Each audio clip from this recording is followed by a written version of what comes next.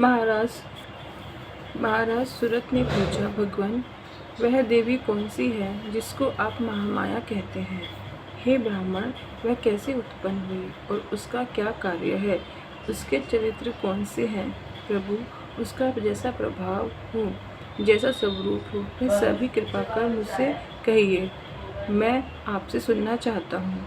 महर्षि मेधा बोले, राजन, वह देवी तो नित्य स्वरूपा है। उसके द्वारा यह संसार रचा गया है, तब भी उसकी उत्पत्ति अनेक प्रकार से होती है। वह सब आप मुझसे सुनो। वह देवताओं का कार्य सिद्ध करने के लिए प्रकट होती है। उस समय वह उत्पन्न हुई कहलाती है। संसार को जलमय करके जब भगवान विष्णु योग निद्रा का आश्रय लेकर शेष शैया पर सो रहे थे, तब मधुकैटभ नाम के 2 असुर उनके कानों के मैल से प्रकट हुए और श्री ब्रह्मा जी को मारने के लिए तैयार हो गए। श्री ब्रह्मा जी ने जब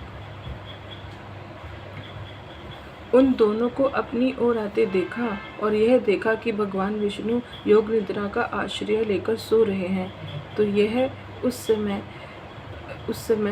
समय श्री भगवान के जागने के लिए उनके नेत्रों में निवास करने वाली योग निद्रा की स्तुति करने लगे। श्री ब्रह्मा जी ने कहा, हे देवी, तुम ही स्वाहा, तुम ही स्वधा, तुम ही षष्ठकार हो। स्वर भी तुम्हारा ही स्वरूप है।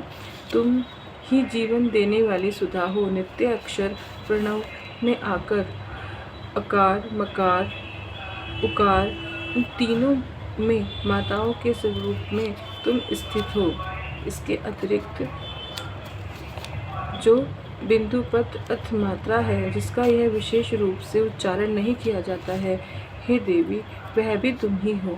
हे देवी, संध्या, सावित्री और परम जननी तुम ही हो। इस विश्व को धारण करने वाली हो। तुमने ही इस जगत की रचना की है और तुम ही इस जगत का